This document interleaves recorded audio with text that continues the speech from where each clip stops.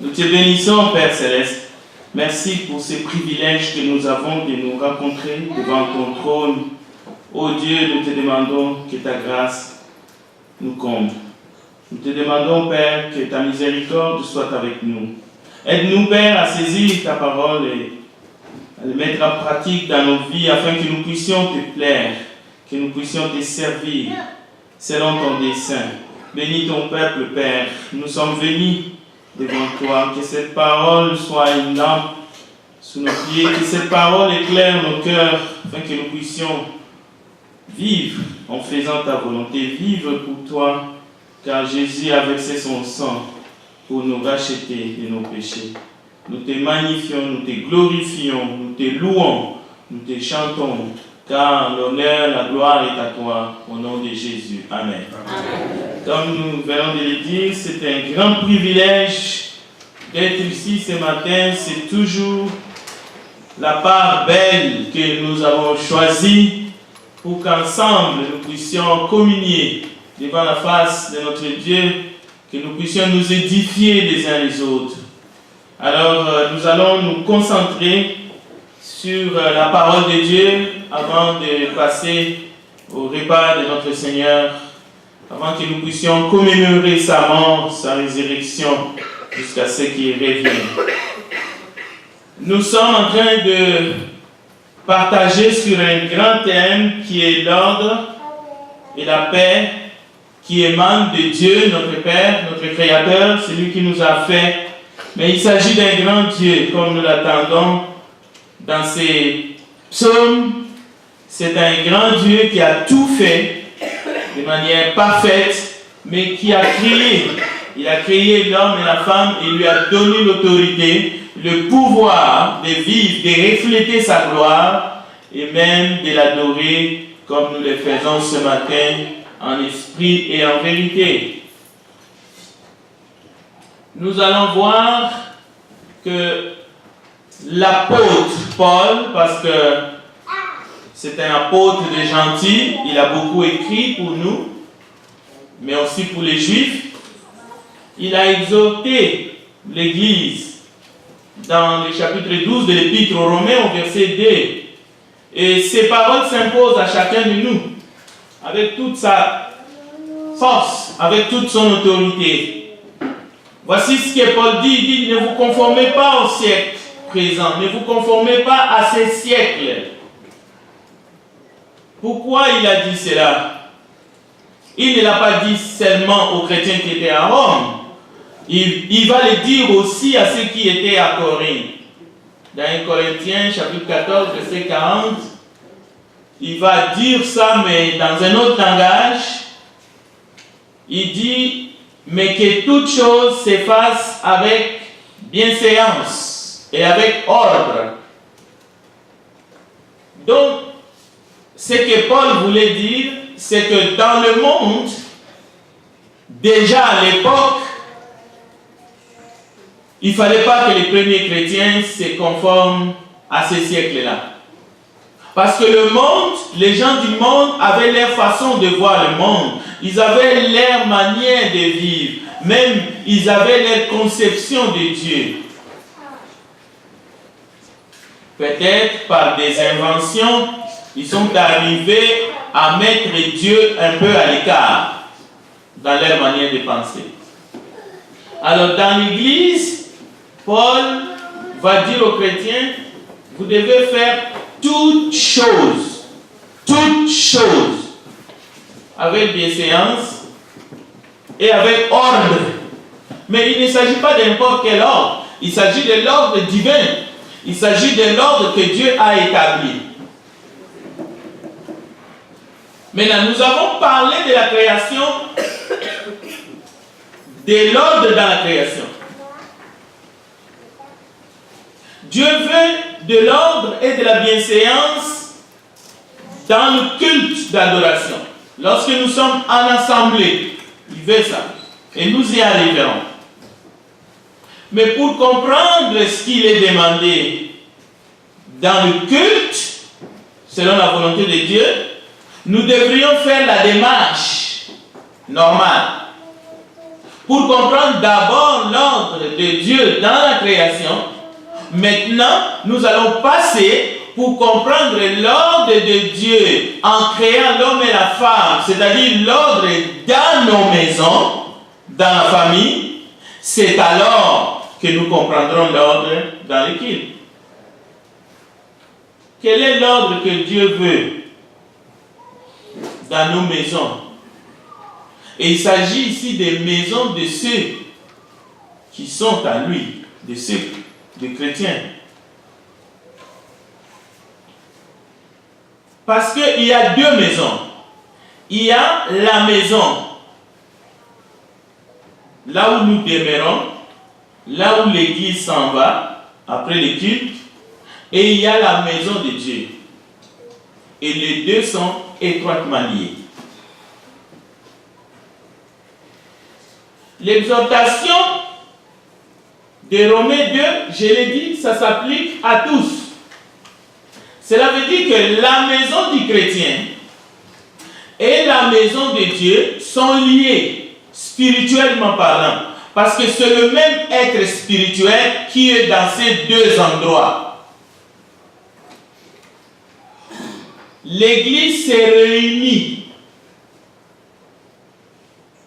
Si l'église se réunit, c'est-à-dire le corps du Christ se rassemble.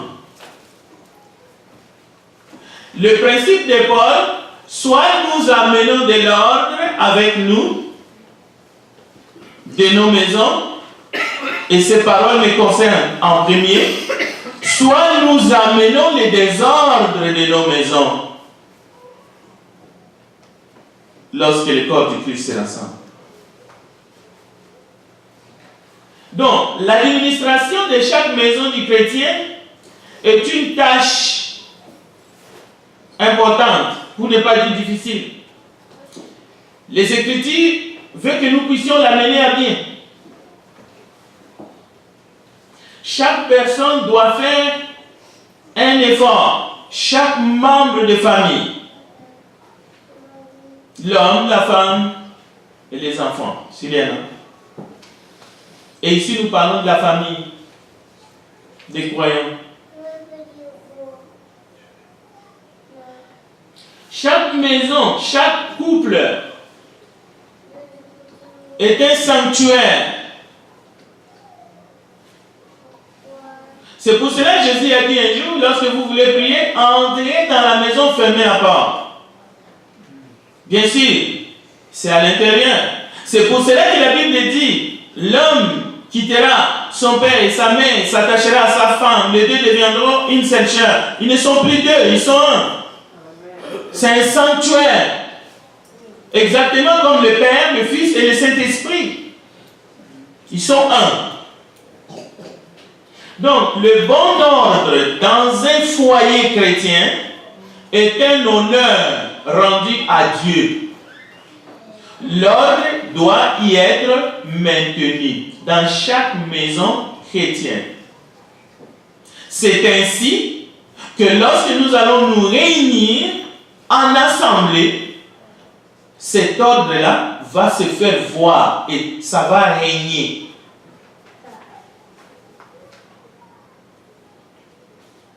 L'administration de chaque membre, de chaque foyer chrétien, comme nous sommes ici, de chaque maison où les chrétiens habitent, demeurent, c'est fondamental. Il faut une certaine dépendance de Dieu. D'ailleurs, ce n'est pas une dépendance partielle. Si réellement que nous sommes des chrétiens, et nous le sommes, Dieu le sait, c'est pour cela que les apôtres disaient toujours, examinez-vous vous-même pour savoir si vous êtes dans la vérité. Cela veut dire, examinez-vous si vous pratiquez la parole. Si nous pratiquons la parole que nous écoutons. Dans ma maison, dans les sanctuaires qui est chez moi, il faut qu'on s'examine pour savoir si on pratique les vérités bibliques. Donc, le mari a besoin du secours de son épouse. C'est la Bible qui le dit. Pour mener à bien le foyer. Parce que le foyer est chrétien. le foyer est chrétien, le couple est chrétien, la famille est chrétienne. Peu importe. Même si les enfants sont en bas âge, c'est un foyer chrétien. Bien. Voici 1 Timothée chapitre 5 et 1 Timothée chapitre 3 verset 5 pour voir ces liens, pour qu'on ne parle pas en l'air. Je vais essayer d'aller pas comme d'habitude, parce que le sujet a son importance. Dieu veut nous enseigner. Car si quelqu'un ne sait pas diriger sa propre maison, comment prendra-t-il soin de l'église de Dieu?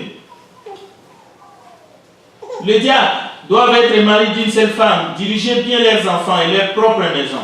Car ceux qui remplissent convenablement leur ministère s'acquièrent un rang honorable et une grande assurance dans la foi en Jésus. Écoutez bien le verset 14.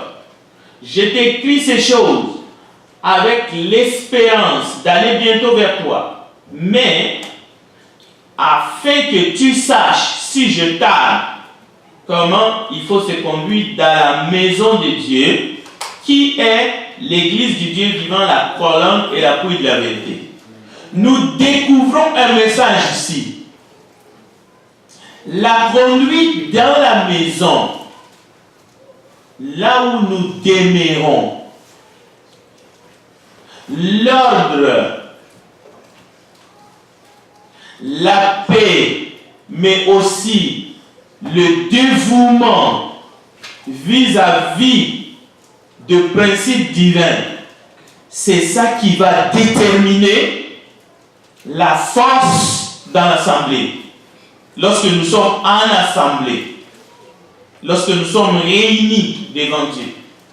Parce qu'ici, le message est clair que celui qui ne peut pas, qui ne sait pas, qui ne dirige pas bien dans sa maison comme chrétien, il ne s'agit pas de diriger la maison comme on dirige une entreprise. Loin de là. Il s'agit de diriger dans le Seigneur. Il ne peut pas diriger dans la maison de Dieu. Cela veut dire que ça commence dans la maison et ça vient dans l'église. Et pas l'inverse. Dieu a demandé cela. Veillez au bon ordre dans nos maisons sur le plan spirituel aura de bienfaisantes répercussions sur la vie de l'assemblée. Ne pas veiller au bon ordre spirituel dans nos maisons, dans ma maison, fera qu'il n'y aura pas de bonnes répercussions sur la vie de l'assemblée. C'est comme ça que les apôtres parlaient aux chrétiens au premier siècle. Et le message est le même. Parce que c'est un message qui traverse le siècle. Donc, l'ordre selon Dieu dans le foyer est utile pour les services en assemblée. Ceci est clair et net dans les Écritures. Et c'est pour chaque enfant de Dieu, chaque croyant, chaque chrétien. Pas seulement pour les serviteurs qui sont des diacres, pour les surveillants qui sont les anciens. Non, c'est pour chaque enfant de Dieu que celui ou celle qui ne sait pas diriger sa propre maison, il ne peut pas savoir comment faire dans la maison de Dieu. Ceci est clair. Pourquoi? Après avoir établi l'ordre dans sa création, comme nous venons de l'entendre ce matin, il a créé un homme et une femme. Il a créé un couple. Il les a mis ensemble. Nous avons lu les textes dans la Genèse. Il a dit, voilà, c'est très bon. Cela veut dire ils sont ensemble. Ils sont liés ensemble. Ils sont unis. Voici la famille. Il faut qu'il règne l'ordre, la paix dans les foyers et il faut qu'il y ait un engagement envers Dieu. Très important. Le foyer, c'est le bastion de l'assemblée. C'est à partir d'une famille que Dieu va donner même la promesse à Abraham.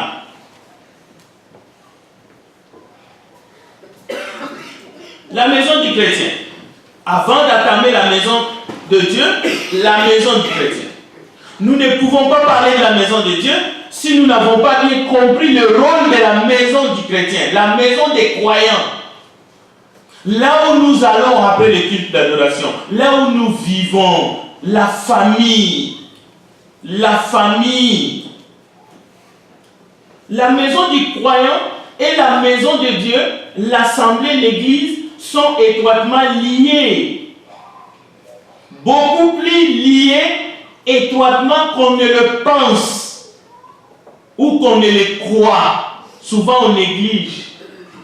S'il y a vie, s'il y a l'ordre, s'il y a la piété dans nos maisons, si dans la vie de tous les jours, dans nos maisons, parce que c'est là où nous passons beaucoup de temps, chacun est habitué à sentir la présence de Dieu, à être dans la présence de Dieu, à vivre, à rechercher l'harmonie d'abord avec Dieu et aussi entre les membres des familles. Alors, lorsque nous nous assemblons, les âmes sont quotidiennement nourries de la parole de Dieu, même dans les maisons.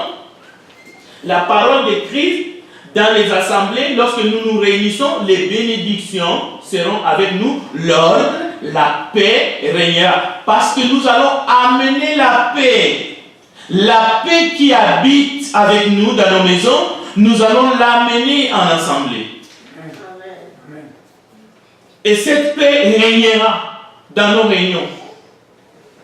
Mais à l'inverse, s'il y a le désordre dans les foyers chrétiens, cela entraîne la faiblesse, cela entraîne les désordres dans l'assemblée. Si en venant à l'église, dans la route, nous nous disputons, nous échangeons des paroles dures, nous sommes dressés l'un contre l'autre, nous nous chicanons pour quitter la maison, parce que c'est difficile de laisser la maison le dimanche matin. On vient, chacun fait sa route, mais en désordre.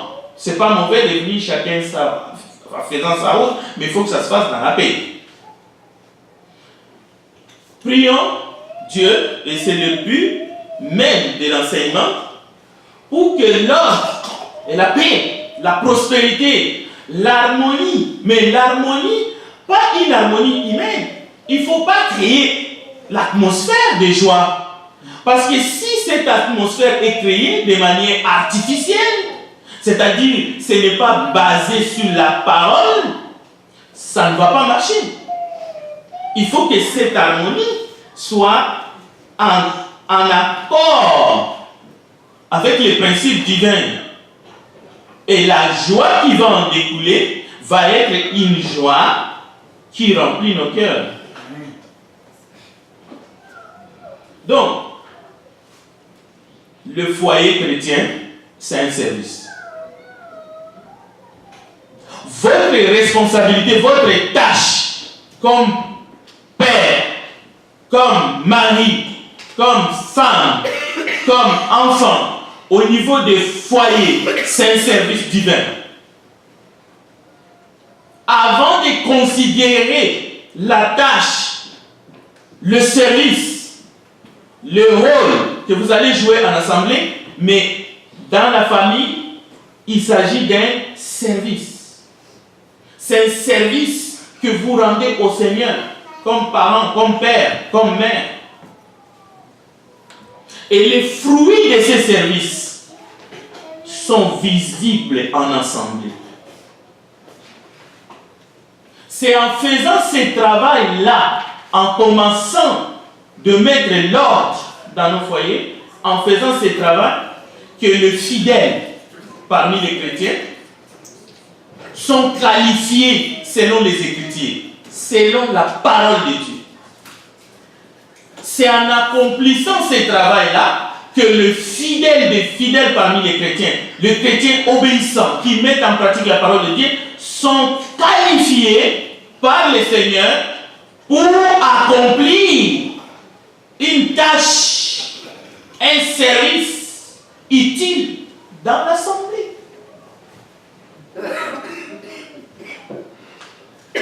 1 Timothée chapitre 5 verset 8, le texte dit, si quelqu'un n'a pas soin de sien, il s'agit dans la maison,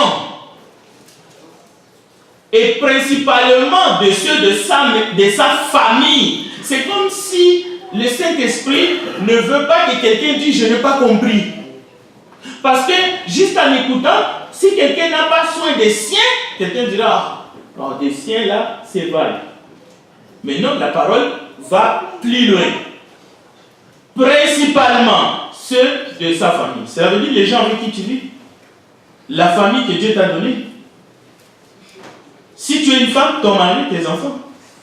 Si tu es un homme, ta femme, tes enfants. Écoutez, il a renié la foi. Il est pire qu'un infidèle. Cela veut dire que c'est un incrédule. Si tu ne prends pas soin, il ne s'agit pas ici seulement de prendre soin sur le plan matériel, mais aussi sur le plan spirituel. C'est-à-dire, les premières personnes pour qui tu dois prier, c'est le membre de ta famille. Mais c'est plus que cela. Le sujet ici, c'est l'ordre. C'est vivre d'une manière. Vous savez, chaque fois que vous lisez la Bible, regardez dans les Actes des Apôtres, c'est simple. Il ne s'agit pas de se culpabiliser, loin de là. Il s'agit de nous aider, moi en premier, par rapport à notre foi. Je mérite juste avoir la foi. Je n'ai pas besoin de me mettre la pression. Je le faisais. J'aimerais continuer à le faire. Et on ne peut pas échouer dans cette entreprise. La Bible dit simplement, crois au Seigneur Jésus. Tu seras sauvé, toi et ta famille. C'est ça. Il suffit de croire. Il ne s'agit pas de s'activer. Il ne s'agit pas de se donner des échéances. La question est simple. Crois-tu à cela? C'est ça. Cela veut dire qu'il faut prier sans relâche. Et il faut travailler. Il faut être un modèle en tout. Nous avons besoin de la grâce de Dieu dans le cœur. Nous avons besoin de la grâce de Dieu dans nos consciences. Parce que c'est un service sérieux. Nos foyers, nos maisons, nos familles. Nous voyons la maison comme un amas de briques, de tôles. Nous voyons une maison comme une dette. Voilà. Lorsqu'on pense à une maison, c'est la dette, c'est l'hypothèque. Non, ce n'est pas ça. Une maison, c'est un foyer. Une maison, c'est des hommes et des femmes qui doivent marcher selon l'aide de Dieu ou l'aide prise pour l'autre, mais sérieusement. Parce que lorsqu'un foyer se trouve plus proche de Dieu, sachez-le, c'est une force pour l'Église, pour l'Assemblée. Les couples chrétiens, c'est la colonne. Un membre de l'Église fait partie de ce corps du Christ. Cela veut dire, lorsque nous allons laisser cet endroit, là où vous allez dormir, ben, l'Église va dormir avec toi. Un membre de l'Église va dormir avec toi. Un frère dont le foyer est en désordre, c'est simple. Il se prive de la faveur que Dieu nous accorde de remplir un service en assemblée.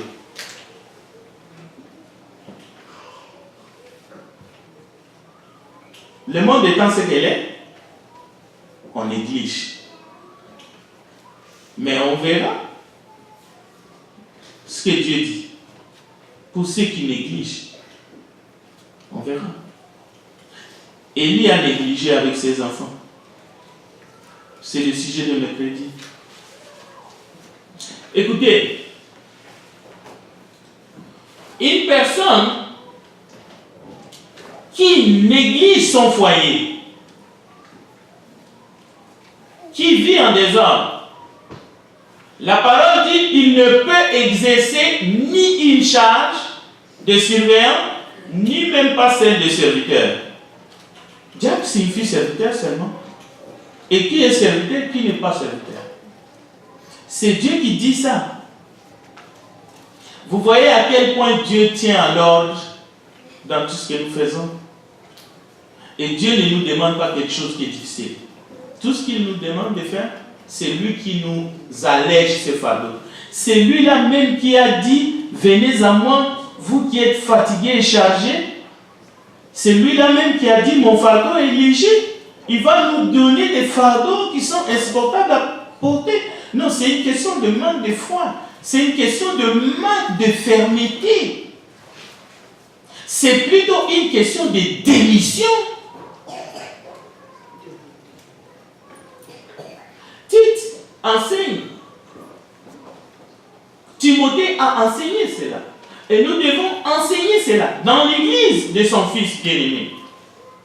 Lorsque nous voyons des serviteurs entre guillemets, nos voisins, et nous aimerions bien ne pas avoir des querelles avec eux, un célibataire qui est appelé pasteur, est-ce que vous comprenez vraiment que ces gens respectent l'ordre établi par Dieu? Un jeune, par exemple, qui n'est même pas marié, qui n'a pas une vie stable, qu'on peut dire qu'il vit dans l'ordre, il a la charge des personnes qui ont 95 ans. Et il s'agenouille presque devant lui. Le témoignage, le service commence dans sa propre maison. Un démoniaque qui a été guéri voulait suivre le Seigneur. Mais le Seigneur ne lui permit pas. Parce qu'il a été guéri, il voulait suivre Jésus. C'est un exalté. Et c'est tout à fait normal. Qu'est-ce que le Seigneur va lui dire? Va dans ta maison. Va vers les tiens. Raconte-leur tout ce que le Seigneur a fait pour toi. Les services, les témoignages commencent dans la maison. Oui, le Seigneur a fait miséricorde. Le Seigneur a eu compassion de lui. Vous pouvez le lire dans Marc 5, 19, même dans Luc 8, 38 à 39. Un homme auquel Jésus a dit, retourne dans ta maison. Et il s'en alla publiant par toute la ville tout ce que Jésus lui avait fait. Que le Seigneur nous aide. Bien-aimés dans le Seigneur, pas seulement pour notre vie spirituelle de manière individuelle, mais nous parlons aujourd'hui de nos maisons. Que le Seigneur nous aide et prions pour cela. Prions les uns pour les autres. Essayons de nous soutenir dans la prière. Que chaque frère, chaque père, chaque parent, chaque mère, que chacun de nous dans le foyer, que nous ayons la responsabilité que Dieu nous a donnée pour faire face avec tous les secours de sa grâce. Il n'y a aucune prétention sur ce point. Il n'y a pas quelqu'un qui peut dire « moi, je suis ». Mais nous devons être conscients de ces faits. Celui qui aura agi ainsi, il pourra bien servir, il aura les privilèges selon la parole de Dieu de remplir une charge dans l'assemblée locale, d'accomplir un service pour le Seigneur dans l'assemblée, soit dans le monde aussi, mais avec toute autorité morale nécessaire. Parce qu'il y a une différence d'accomplir une tâche, d'avoir même un service et de les remplir sans aucune autorité morale. Parce que les gens ne vont pas faire confiance. Mais c'est ça que le Seigneur savait lorsqu'il donnait ses instructions par le Saint-Esprit. L'ordre commence dans la création. Dieu installe cet ordre dans les couples. Dans les couples. Et il donne des instructions aux parents afin qu'ils transmettent cette éducation aux enfants. Et lorsque l'Église est établie dans les actes des apôtres, nous le voyons, le message va dans les maisons. Les gens se réunissaient dans les maisons et ils se retrouvaient en assemblée. Écoutez, si dans nos maisons il n'y a pas de problème, nous aurons des assemblées qui n'ont pas de problème. Croyez-le. Parce que le Dieu que nous venons adorer ici, c'est le Dieu de foyer, c'est le Dieu de maison, c'est le Dieu de famille. Parce qu'il a dit, je ferai de vous des grandes familles. C'est le Dieu qui bénit les familles. Mais nous devons lui faire confiance et nous devons lui demander de l'aide. Demandons-lui de l'aide pour nos familles, en commençant par la mienne d'abord.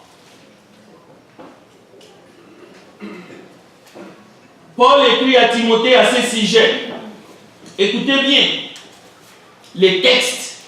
Je sais que vous l'avez lu plusieurs fois, mais essayez de les regarder un peu avec recul ce matin.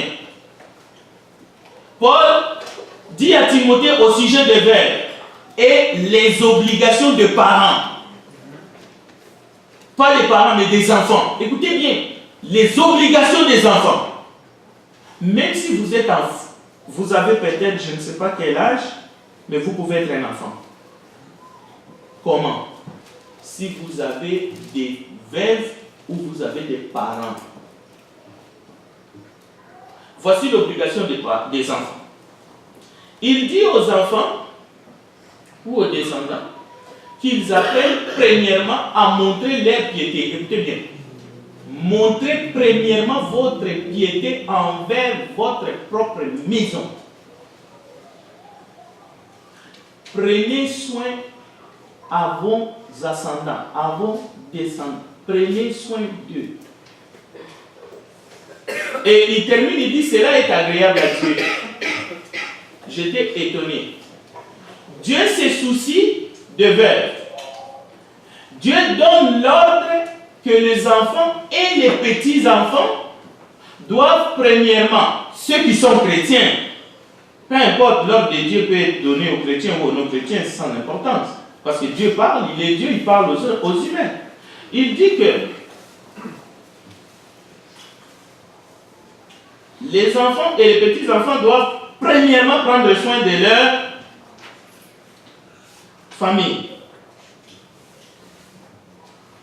Maintenant, admettons que quelqu'un dit, ça ne me concerne pas, ou il refuse de le faire. C'est ça le problème.